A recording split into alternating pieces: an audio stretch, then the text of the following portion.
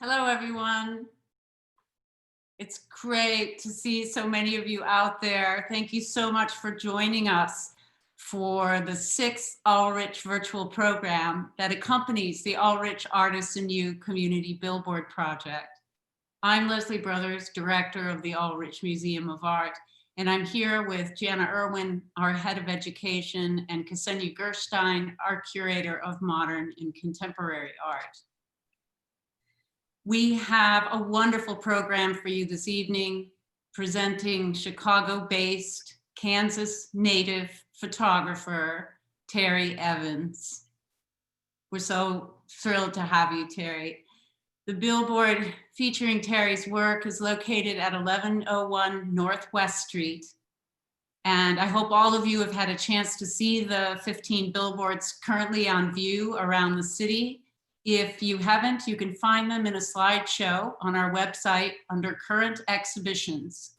You'll also find a map with locations, a link to the portal where all the artworks featured so far are identified and described, information on the Smartify app, and Jed Bodwin's curated playlists on Spotify, which are intended to enhance your billboard viewing experience. We thank so much our individual sponsors. I know many of you are out there. Thank you for your support.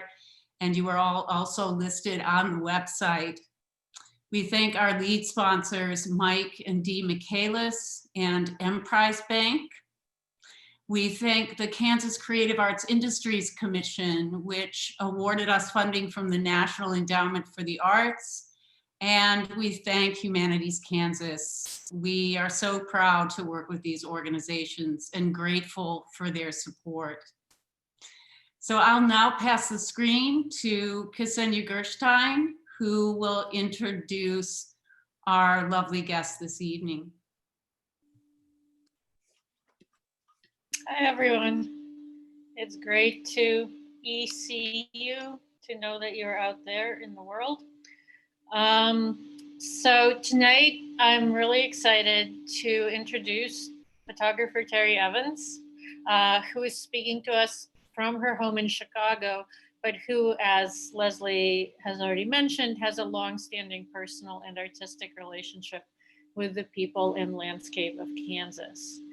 Terry received her BFA in painting from the University of Kansas, and she's a self-taught photographer who now holds honorary doctorates from both Knox College and KU in recognition of her camera-based artistic accomplishments. She's also received several major grants in support of her work, including a 1996 Guggenheim Fellowship and a 2006 Anonymous Was a Woman Fellowship. Her photographs can be found in several dozen major American museum collections, and we're very proud to have 7 of her pieces in the Ulrich collection, including the 2 portraits of Carl featured as part of the Community Billboard Project. And I believe the subject of those photographs is with us tonight. So a special welcome to Carl. Let's see, over the course of her career, Terry has produced 7 books of photographs and has had solo exhibitions at, among others, the Amon Carter Museum of Art in Fort Worth, the Field Museum in Chicago, the Art Institute of Chicago, and a traveling retrospective that originated at the Nelson Atkins Museum of Art in what I believe it's your native Kansas City, right, Terry? Right. The Ulrich also has hosted an exhibition of Terry's work in 2011 titled Matfield Green, which I imagine many of you in the audience actually remember. For most of her career, Terry has focused on creating images of the Great Plains and the Midwest with a particular focus on the prairie as both a pristine natural space and an increasingly stressed ecosystem where humans coexist with nature in various degrees of tension. Some of her most recent projects, such as Petco versus Grassroots, also touch on her direct activism around environmental justice issues. Tonight, I'm really excited to hear Terry speak both about her past and current work and give us insight into what has driven her longtime fascination with the places that we here in Kansas should remember not to take for granted. So in terms of logistics, Terry is going to talk for about 40 minutes, at which point we'll begin the Q&A. You'll see at the bottom of your screen a Q&A function. You can type in your question there at any time. And at the end during the Q&A session, I will read those out loud for everybody and facilitate the discussion with Terry. So without further ado, I will mute and stop my video and take it away, Terry. Thank you. Thank you so much for that, for a very lovely introduction. So I'm honored to be here. I'm very honored to be here. And I'm excited to talk about the billboard pictures. I want to just talk to you and show you what I've been thinking about lately. And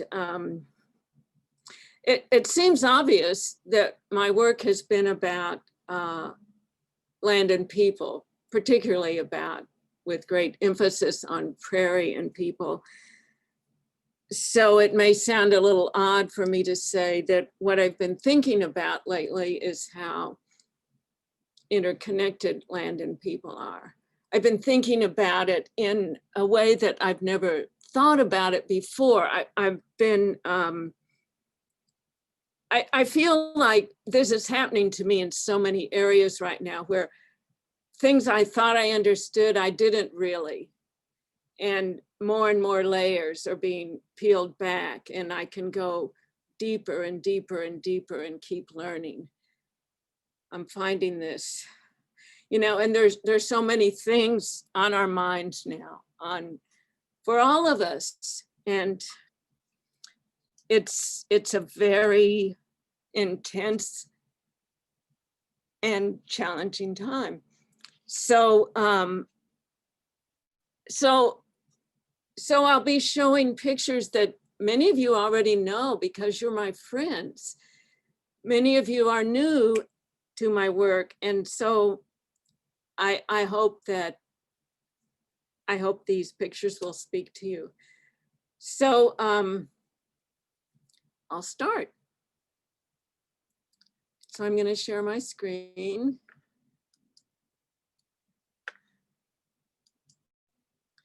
And now,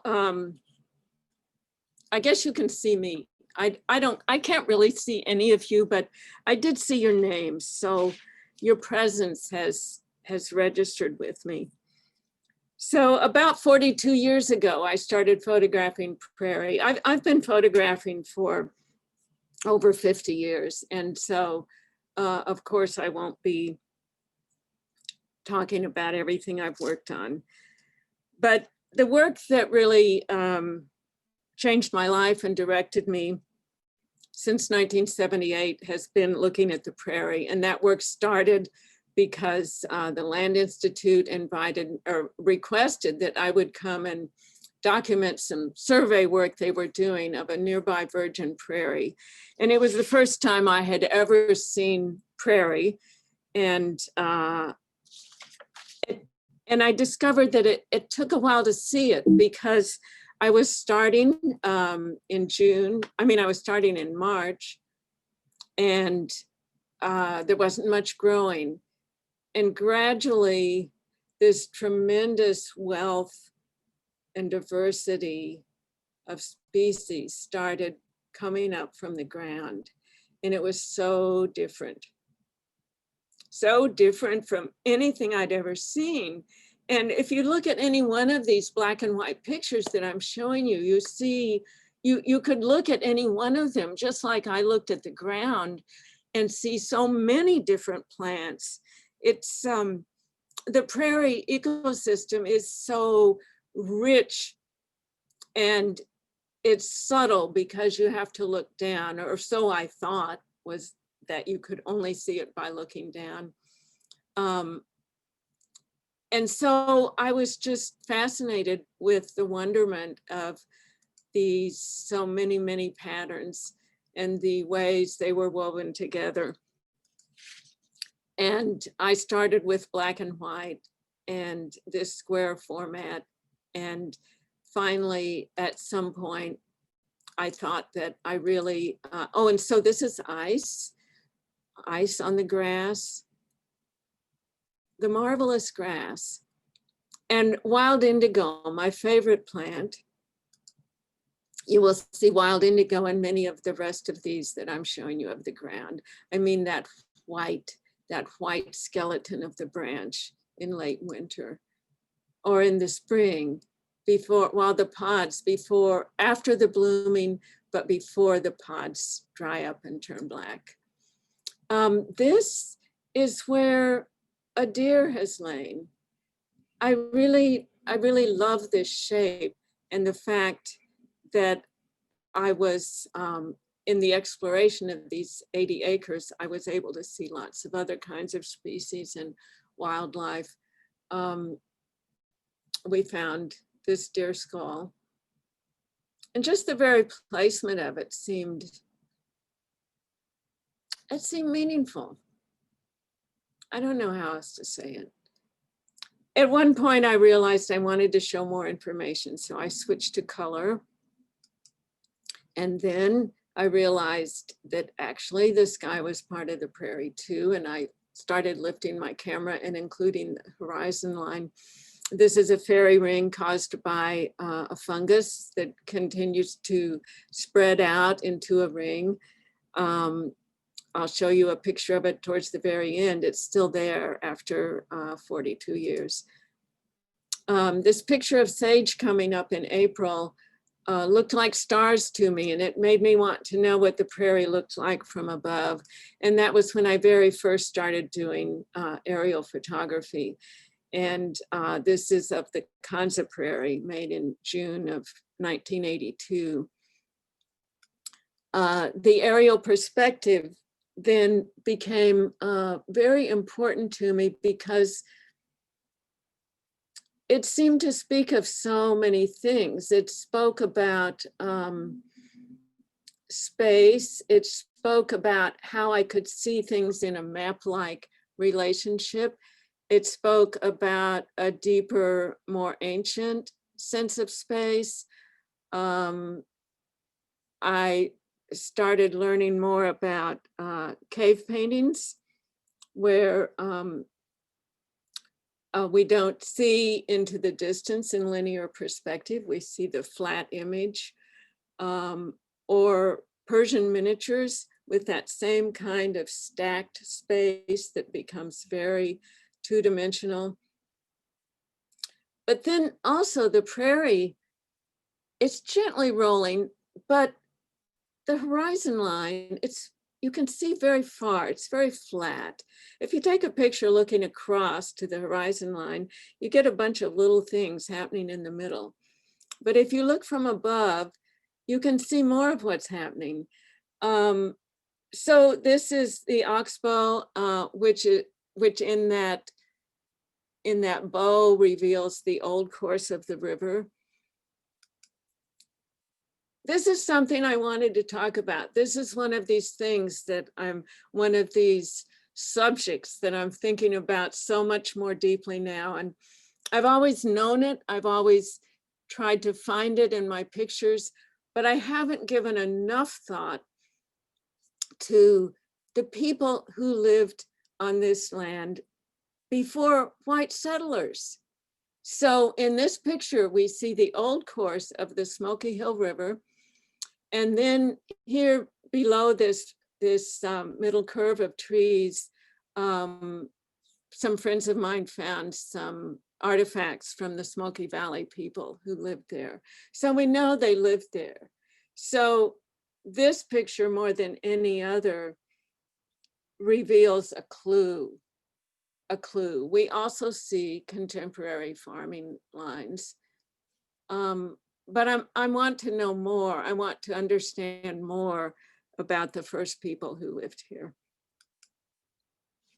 Here's a picture of farming, agriculture, of conservation farming, and then conservation on the Kanza Prairie, where burns happen intentional burns happened so that scientists can gather information about how that affects the land.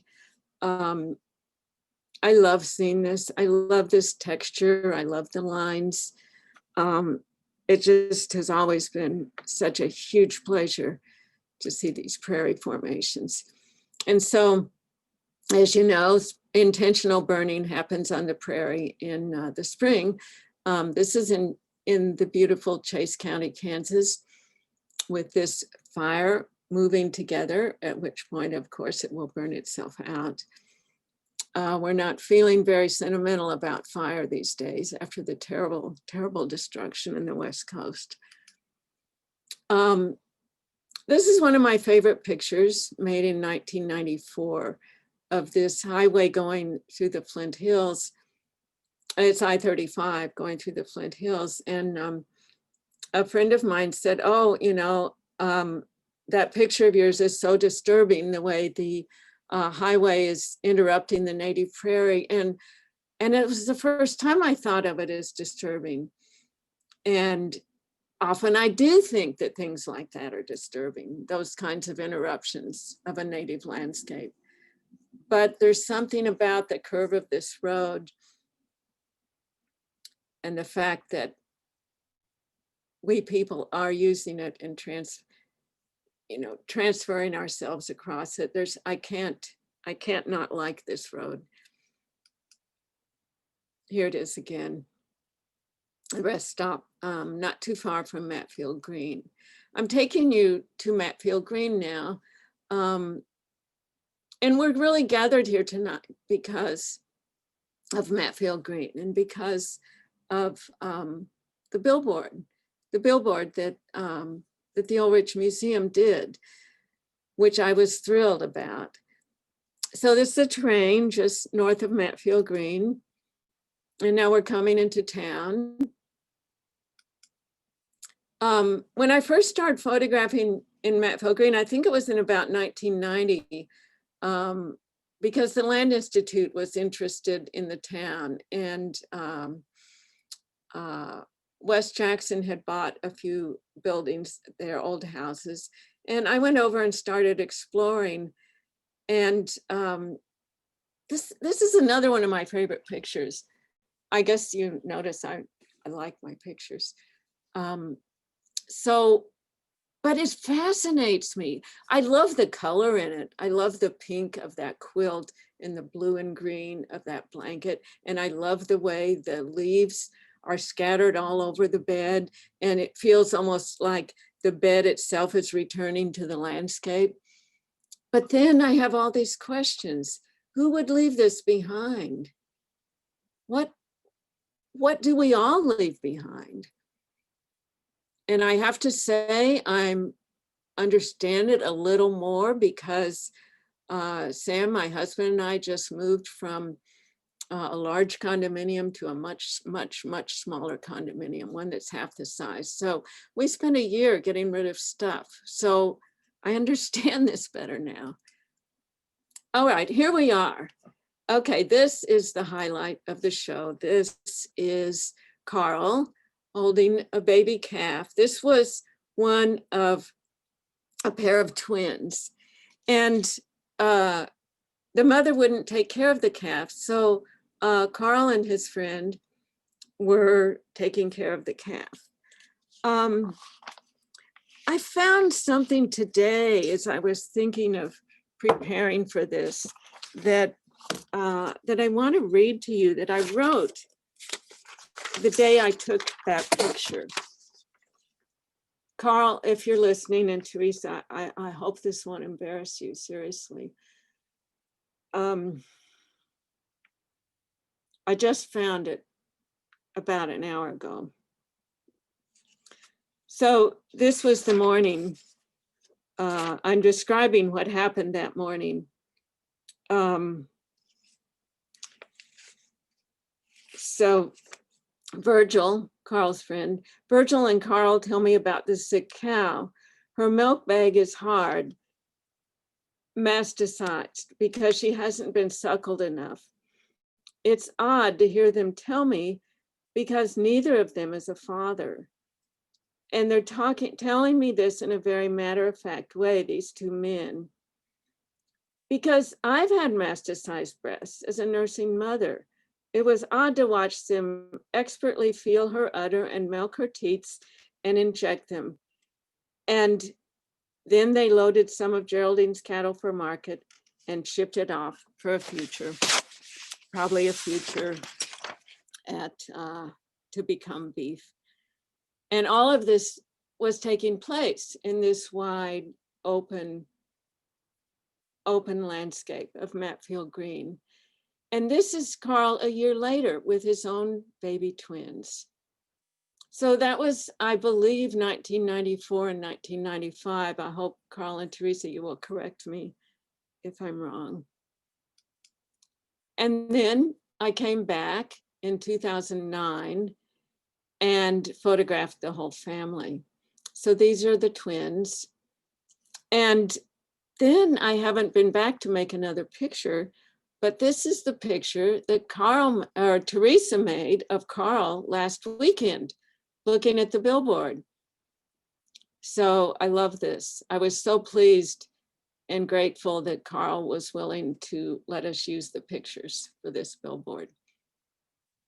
And then I have to tell you that right before we started, I heard that this billboard is getting a great deal of popular response.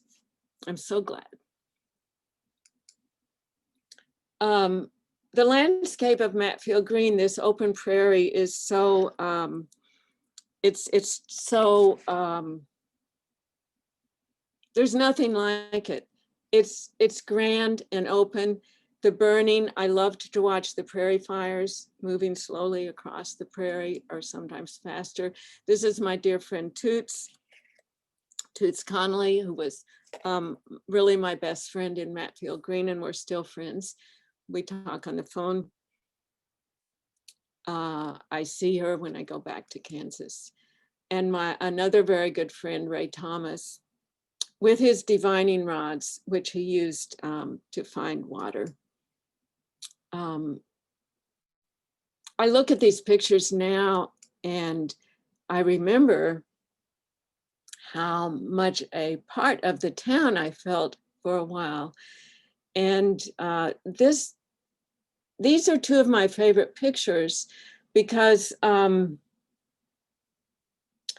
look at them now and I think, that was very bold of me to stand there during church and make these pictures.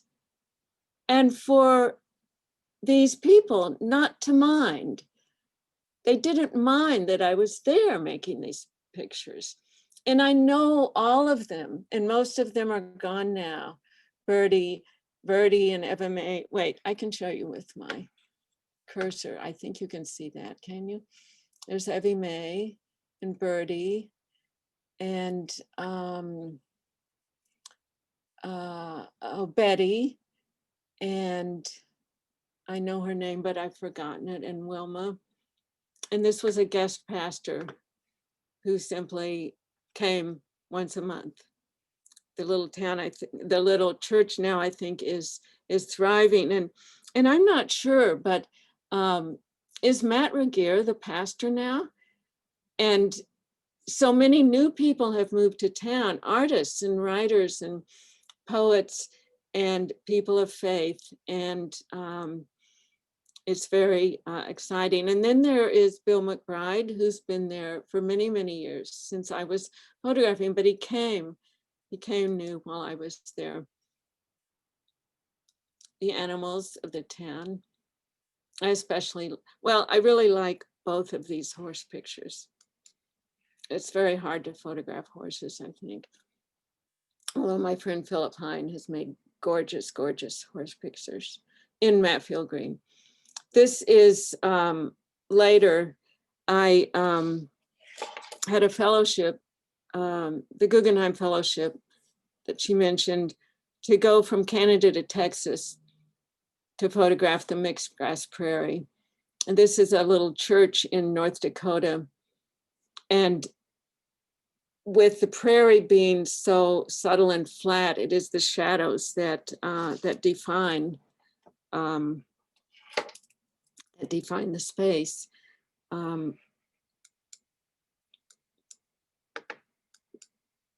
Wait a minute. I mean to be going back, not forwards. Oh, well. There we go. So this church in North Dakota, this border between Alberta and Montana, with the plowed side being Montana. You can see way up in the distance, there's open prairie on the US side and the plowed side on the Canadian side. I always thought this was sort of a funny picture because you know, it's nothing about ecological boundaries, but there actually is this line between Canada and the United States. And this is another line that is human imposed, but it is just about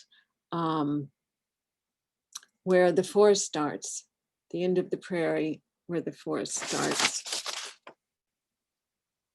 And this one is in South Dakota, of this oil pump jack, again with the shadow defining what we're seeing. And this always reminds me of I mean, it doesn't remind me the way it looks, but it reminds me of the title of a Dorothea Lange photograph, which I have from the Library of Congress, called Tractored Out Land, about the California migrant workers. This is tractored out land, or maybe never plowed land. It looks like it was never even ever plowed, but very dry. This is in Oklahoma, artillery range. And then coming back almost to back to Matfield Green. This is a book of plant specimens, grasses, collected by Anton Olson in May of 1886. This was an assignment at Kansas State University. Through much research, I finally found out who Anton Olson was and where he collected these specimens. And it was near Kansas State, and in the days when everyone knew the plants around them. They were their neighbors. And this, I started looking then at the specimens because it became very interesting to me that that we could learn so much from this kind of observation and collection of plant specimens. So this one was collected in Hyde Park, where I live now, in 1894. And these cardinals, I always had very mixed feelings about photographing the specimens because, of course, in order to collect them, they had to kill them. They also, the scientists have been very careful to never kill enough that it would destroy a community of any species. So,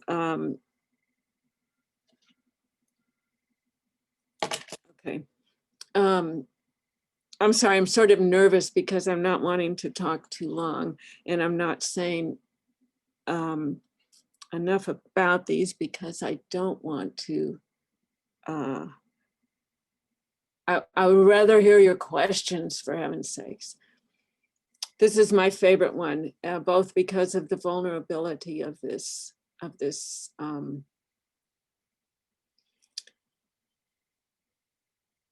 this swan that was collected in North Dakota.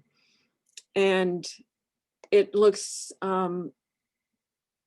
both the sense of loss and the sense of care with which it's wrapped have affected me very much. And that was that specimen was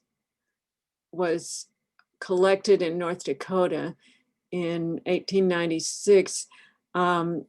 This is North Dakota in 2011, when my colleague Elizabeth Farnsworth and I joined together to do a collaborative project about the oil boom in North Dakota. By this time, so I have taken you now through like the first 30 years. And there were many other projects I worked on, but always underlying everything was the inspiration of the prairie itself and the ecosystem. And so Elizabeth Farnsworth, who is a noted journalist and former PBS correspondent, we have known each other since I lived in Salina, because her sister Marcia lives in Salina, down the street from where we used to live. So she now lives in Berkeley, California, and we decided we wanted to collaborate on something. So we thought the oil boom would be worth exploring. She drove through there from time to time and could see activity. I was grateful for the opportunity because it would help me learn more about prairie, and it would take me to some new spaces, and maybe it would then be possible to make another project about prairie, even though I thought I had already done as much as I knew how to do.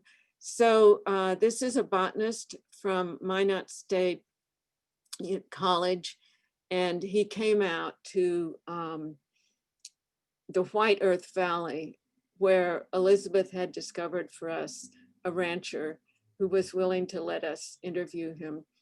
And he became one of the very important parts of what later became an exhibition at the Field Museum and a blog for the Center for Art and Environment at the University of Nevada and Nevada Art Museum.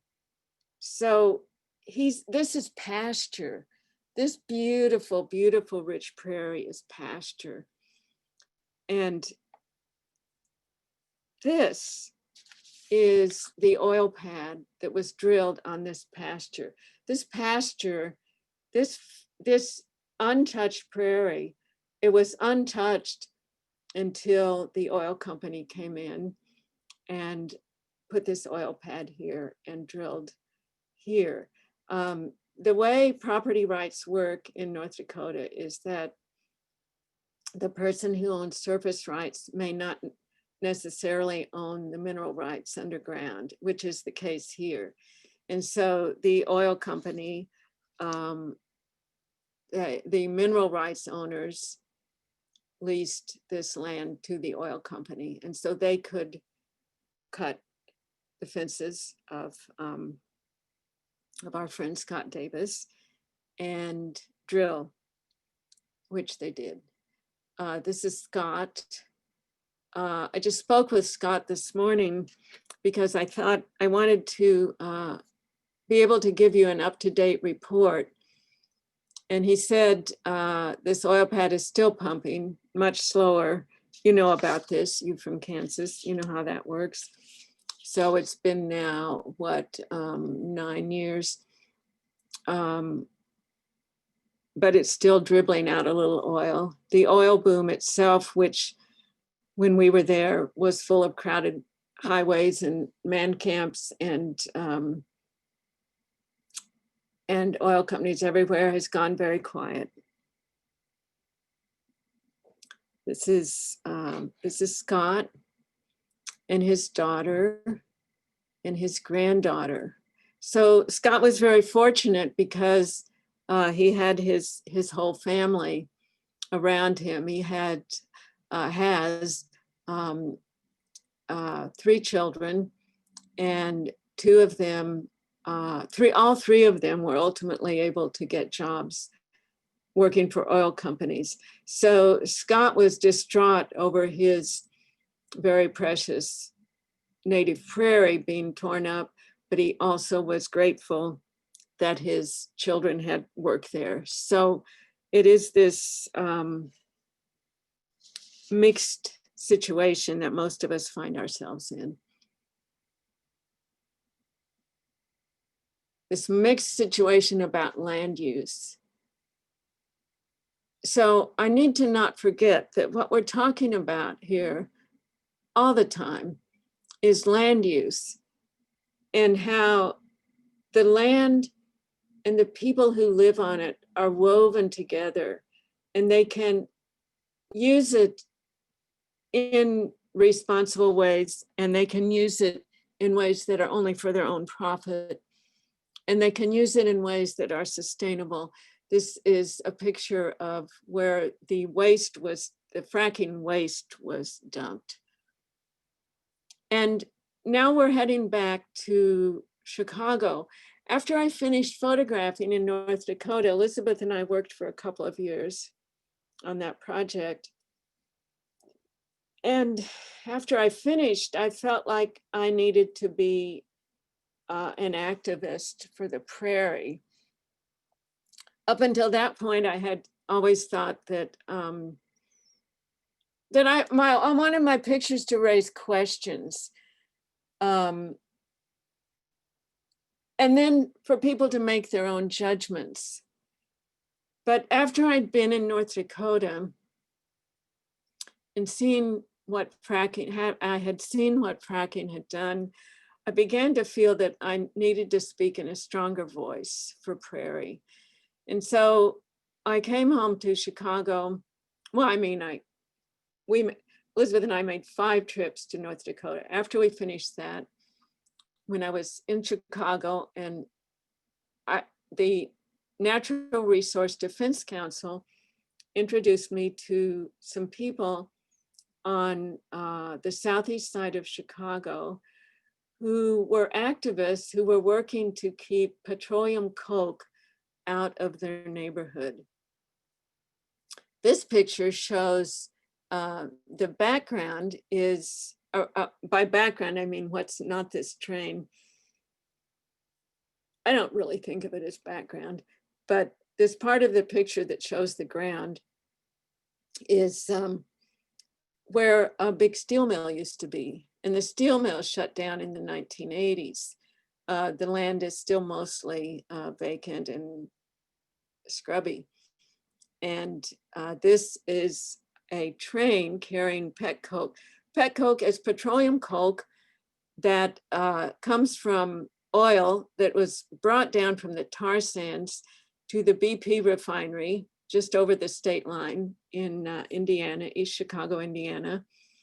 And where the oil is refined and the waste is then becomes petroleum coke and is used for burning fuel for factories in many, many places. In this country, it's not allowed to be used because it's so dirty. It's often shipped to other countries. This is Olga Batista, one of the activists who was who lived in the local neighborhood where pet coke was polluting the neighborhood. My friend Jim Kinney, retired steel worker who also was a strong activist in the fight to get pet coke moved. You know, I fear I put these in the wrong sequence before I tell you about this. So this is what it looks like. This is the petroleum coke, which was piled high in the middle of a neighborhood. And so this is a working class neighborhood. This is a neighborhood where people are working hard to take care of their families and to take care of their homes. And this petroleum coke would blow into the neighborhood and into their lungs. This is a part of town which has very high rates right now of the coronavirus. This is a march that we participated in to call attention to the problem. And you see the man carrying the sign for Robin Kelly, what happened to the pet coke bill. So, so that is my friend, Martin Morales, with his little daughter, Scarlett. And Martin died of the coronavirus at the end of May. We feel that the high rates of coronavirus in this part of town are because of so much industrial pollution. So I finished that project, and we had an exhibition at the Museum of Contemporary Art, Museum of Contemporary Photography in Chicago, with a number of very terrific artists who were working on various issues about dirty energy. And when I finished that, I knew that that I had to come back to prairie. And now I'm about to run out of time because I'm wanting time for your questions. So I'm going through these very fast. I started making single pictures of prairie again, like I'd always done, and it just didn't seem enough. And so I started putting them together and making more constructed images. So this is what I'm doing now. This work started in 2017, and it's ongoing. This one is the prairie where I first started. I do want to tell you a brief story about this. You see this fairy ring up here in the right-hand corner of the screen? That's the very same fairy ring from the Flint Prairie that I showed you at the very beginning of the show. So I went back at peak blooming season a couple of years ago and made this picture. This is the same prairie in the winter. It belongs to Nick and Joyce Fint. Nick has since died, and his ashes are scattered on that very same prairie ring. This is dune and swale, a particular fine example of dune and swale that exists in a very heavy industrial area in northern Indiana, northeast Indiana, right near Lake Michigan. And then I discovered this bur oak tree. I made a number of other pictures of the prairies, particularly around in this area. And then I started wandering around the wooded island in Jackson Park on the south side of Chicago, just about a 10-minute drive or less from where I live. And I thought it would be interesting to see if I could make a picture that would show the horizon line and a tree that would be, I think, much more difficult than simply photographing the ground. I thought it was difficult. In every one of these pictures, I'm trying to show some kind of human presence. Here are some bird watchers over here.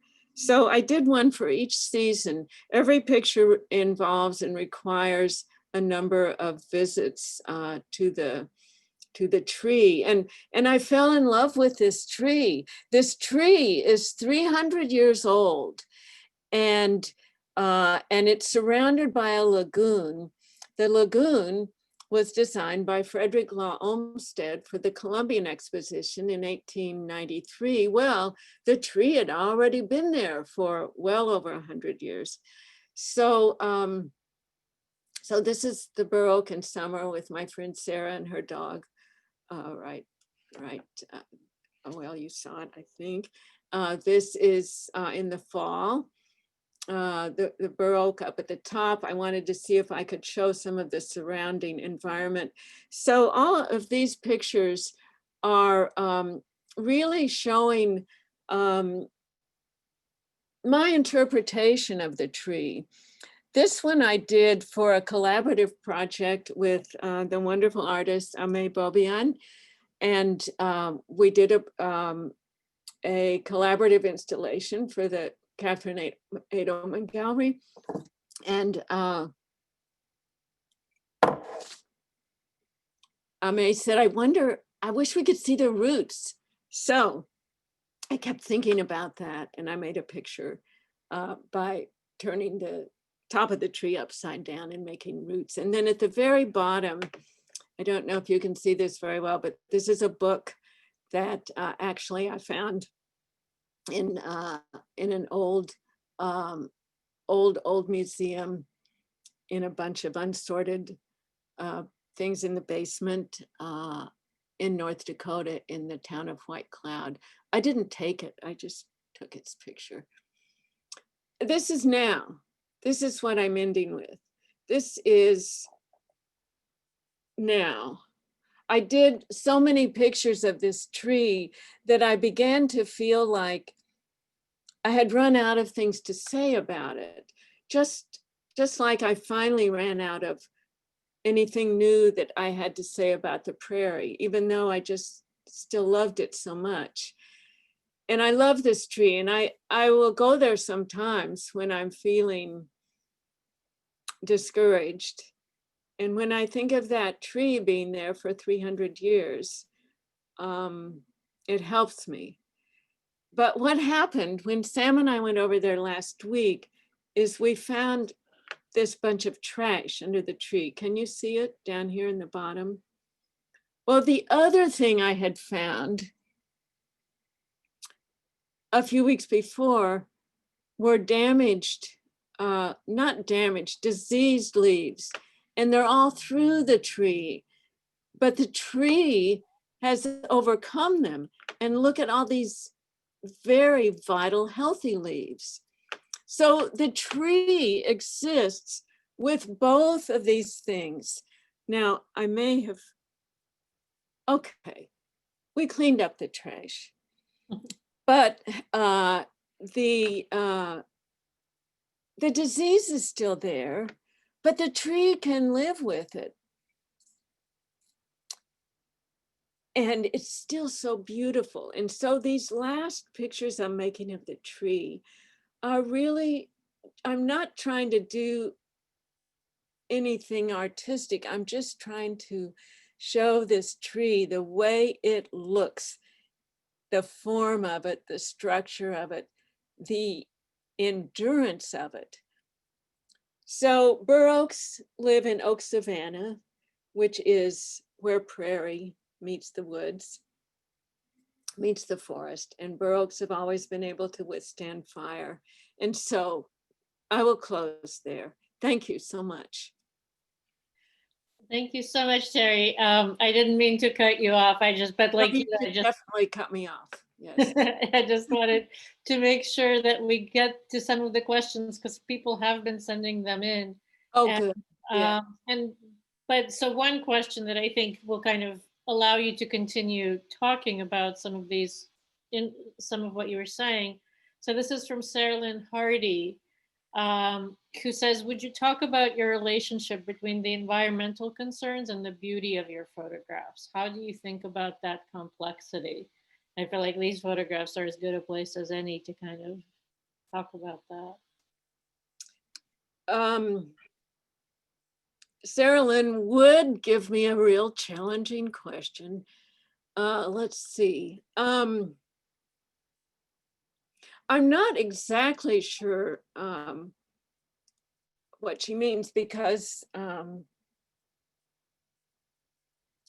mean, in some odd ways, everything, I can find some beauty in everything I photograph. I mean, I even think that pile of petroleum coke, which really to me looks almost like a picture of hell, is, but I think it's a beautiful picture. And so I guess what I would say is that I'm trying to use beauty in service. I'm trying to show the whole thing, I guess. And sometimes the beauty is presents a very disturbed situation. It's really lovely. I hope you have some more questions. I do.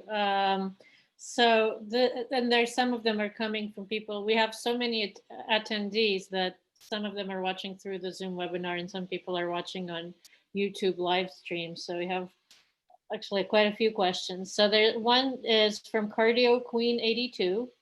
I love your photo of the bed. I also like taking photos of things that are abandoned but don't always feel safe exploring or think I might get into trouble. What suggestions would you have? Well, that's a really good question because I have the same concerns myself. And I try to be very careful and know exactly where I am all the time and try to be aware of who else is there and what risks might be involved. Sometimes the risk might be physical, sometimes it might be, I might think there might be some kind of personal threat. But I guess the short answer is to pay attention. Pay attention. And, okay, here's what I think. I will never fly with a pilot unless I am absolutely sure that that pilot is very well trained and takes all safety precautions that are necessary. And if the pilot seems to me to be careless or seems to me to be a hobbyist who doesn't have enough hours under his or her belt, I won't go. So I guess I would advise that's my same practice in every situation. The picture is not worth risking your life. But usually if I'm really paying enough attention, I can do what I need to do. I guess I have a related question. You talked about Matfield Green and sort of, feeling at one point, it sounds like when you were there, like really part of the town. But I was just curious how you came to be in that community, and sort of a related question of how do you, enter a community as a person who isn't necessarily from there and establish yourself in a way that allows you to take these photographs where people are at ease with you.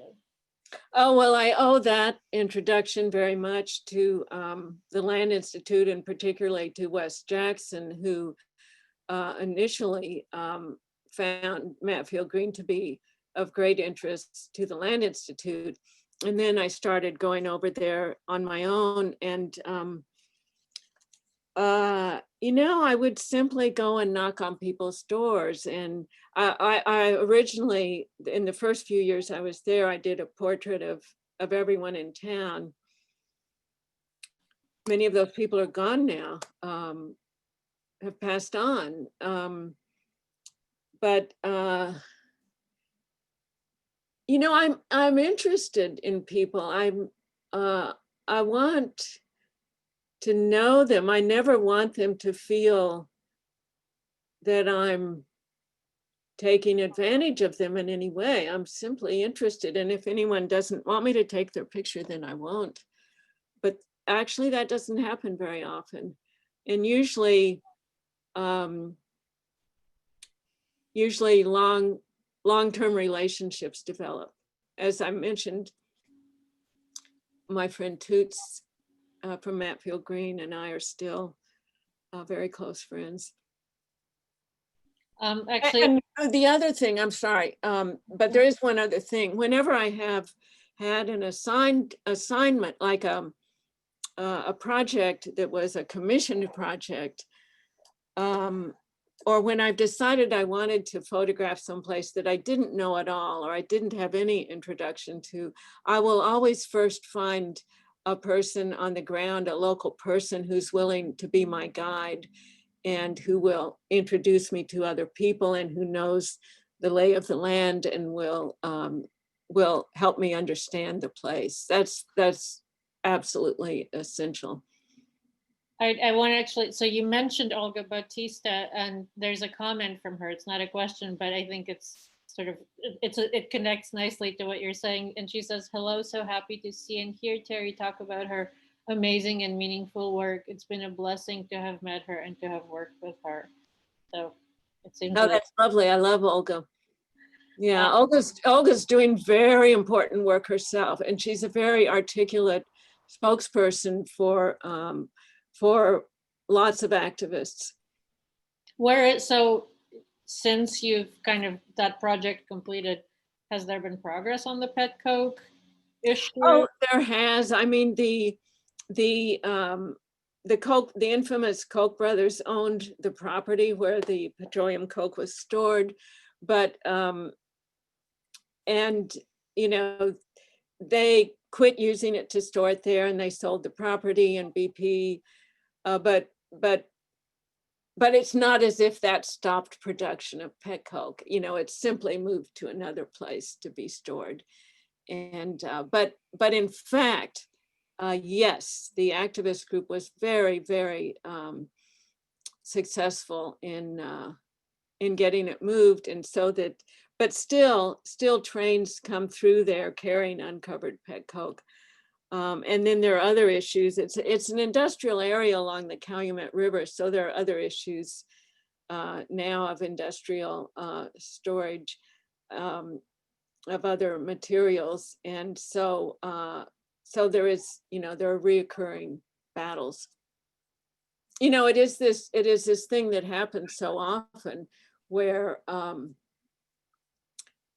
large corporations put their dirty energy work in poor communities who often just have to live with it.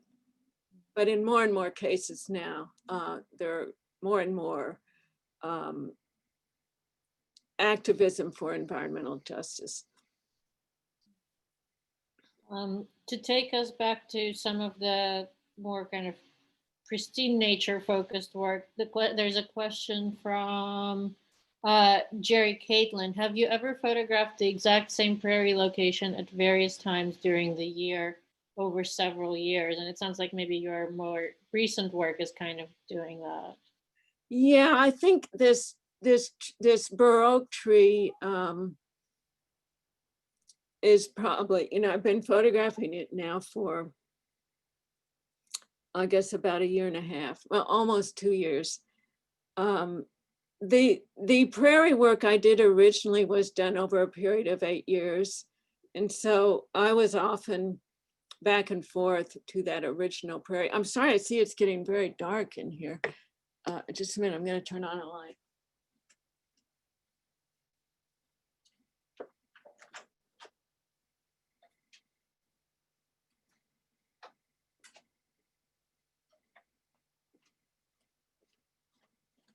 Okay, sorry. Oh no, no, thank you for turning on the light. It'll be, it's for everybody's Turn on benefit. the other one too. Just a minute.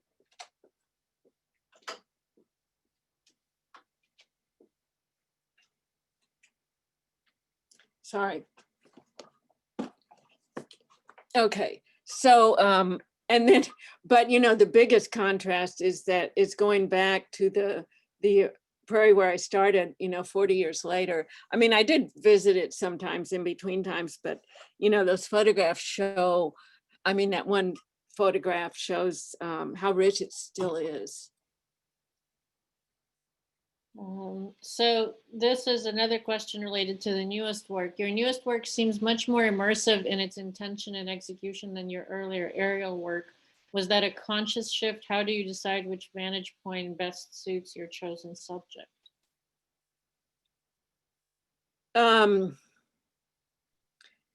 Well, I guess you could literally say it's more immersive because, with aerial work, I'm flying over and making pictures and often not going back to the same place. And this, this has, this one we're looking, oh, you're not seeing my screen. No, I think So we still, well, yeah, we can still see the bur oak. you can? Yeah, I Oh, can. okay, good. We're still screen sharing. Yeah, okay, sorry. So so this has, maybe, I don't know, 50 different pictures in it, and made over well, these were actually made over a period of a couple of weeks, but for these earlier ones, just a minute here, let's see. Like this one was done over the whole fall, many visits back to this place. And same with this one, over a whole summer. And then I would start so these are about looking with as much attention as possible over a period of time.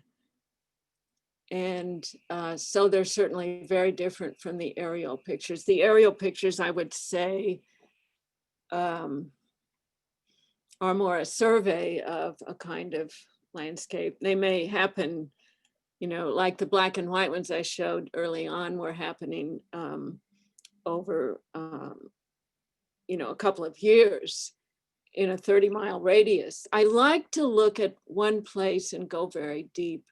So even the aerial work expresses that in that early black and white work. So we have, let me find it. There's a question from Jennifer Ray, so kind of related to this work. And I think it might be, I think I may have seen one of these pieces at Expo last year. Is that possible? Yeah, you saw that one. Okay. But I think for the audience, it would be interesting to hear you talk about some of the kind of the crafting aspects of it. So Jennifer is asking, how large do you print these for exhibition? I think they're spectacular. And then I'll ask her second question in a second. These need to be seen very large, in my opinion, because there's so much information in them. And then, so, you know, so because each one of these, well, they're not all full-sized images to start with, but you know, there's a lot of dense information there, and so each one could be a separate image on its own. So they hold up to do become very large. do you work with large format cameras? How do you take these? No, I work with a little Sony camera. I mean, it's 37 megapixels for those who are interested in such things. But like this picture, you see over at the side where the bird watchers are. That actually was, I did with my iPhone. That piece. All the others are done with my professional camera.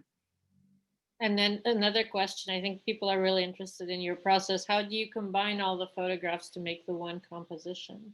Well, when I first started, like with that one, I was actually making lots of proofs and then laying them on the ground and moving them around and so on.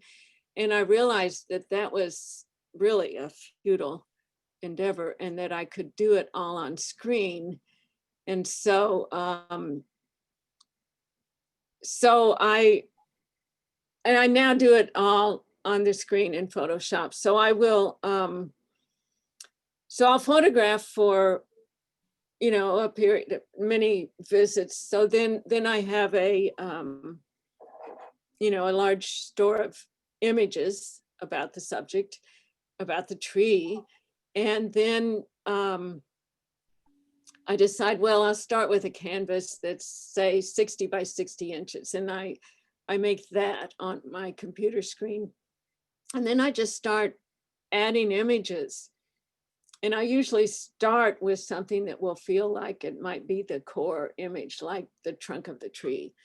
But then everything changes and maybe even that disappears later. So I'm moving and changing things around all the time and simply trying to finish with something that is coherent. They really are. They're such stunning images. I think we're getting close to our time. And I know that there are a lot of, or I believe there are a lot of students of photography in the audience. And I think Jennifer is one of the faculty members who encouraged her students to join us. So her second question was, what's your takeaway from shifting your focus to activism? I learned about the issue with pet coke from your work, so it certainly was effective as education. Did you feel like your work made a tangible difference? And I think maybe, given that issues of environmental justice and climate change, I think for young people are starting to feel like there's some of the more urgent and burning and pressing issues of our time. Like, sort of, what are your thoughts on your larger practice and the balance between? I used to think that art should not be used in the service of activism. I thought that meant it was, I don't know, propaganda, and that it wasn't serving this sort of larger, holier meaning of art. And I've changed. I mean, times change, people change, the situation of the earth changes. And, we are now in a disastrous course of climate change. Climate change is such a wrong term to use, but, it says nothing much. And I actually think that I think all artists, should consider what their work is in relation to climate change. It doesn't mean that we have to be overt activists. And I think that, these pictures I'm doing right now of this tree, it's kind of a leap to see what contribution they are to activist work for environmental justice, but so I'm sorry, I'm speaking in sort of a confused way because, and I don't really feel confused about it at the moment, but it's hard to explain because we each have to answer the work itself. We have to answer what we're called to be making. And that's the most important thing. And then within that, we have to ask ourselves what purpose that is serving. How can we use this work? And if it's not from what we're making, then what else can we do? Because we all need to be involved. This tree needs for us to be involved. We just have to. Yeah, I mean, I personally agree, and I think you put it really, really beautifully. I just want to say there's so many comments that as I'm sort of trying to look through the chat and help facilitate the conversation. I just want to say that there's so many people who are saying really appreciative things. There are comments that I didn't share just in the interest of getting questions answered. If we at all can, we'll try and share them with you because I think Thank you so much. That would be a really lovely thing to share if we can preserve it. Given that we're about 12 minutes past 7, I think our time is up in the interest of respecting your time and our audiences. But I just want to say thank you so much again. This was wonderful, insightful, inspiring. And I think, there's probably about 100 to 150 folks out there in the world who also really appreciated it. So I think thank you so much. I appreciate it. I appreciate the opportunity very much. Thank you, Terry.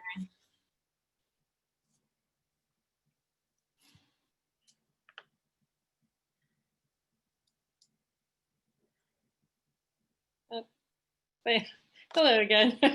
That was so great. Oh, I went on too long about this and that. So no, it was fabulous. And we had, Jenna, did we ever figure out whether we can preserve the metadata around what people are saying? Yes, we can. Okay. Because they really are. There's so many just people saying how much they love your work and how much they appreciated your talk. And I tried to focus on the questions, but. Thank you. I'm reading through some of the chat comments right now. Oh yeah, there were a lot of interesting questions that we didn't get to, I see. I apologize. Yeah. Yeah, no, my fault. I mean, it's so my fault. And it's just, I was determined that this wouldn't happen, and then I did it again, so. And I'm sorry, but thank you so much for having me. I really appreciate it. Oh, it actually looks like there still are people watching, so just FYI. Oh, okay. They're slowly leaving. All right. Well, thank you, Terry. I appreciate Thank you, thank you. Thank you. So will I be able to see the chat? I'd love to see the other questions. Yes, I can send those to you. I can send Oh, them. good. Okay. Okay, great. Thank you all so very much. Wasn't it great that Carl Wagner was there Yeah. and Teresa? I hope they liked it. Just- Thank you for doing the billboards. Oh, well, I think this project got us all through what would have been a really difficult and frustrating time. So I think we're all kind of grateful for it too. Oh, good. Yeah. It seems like, we're needing to find different solutions than we've ever thought of before. And that's not all bad, really. No, no, no.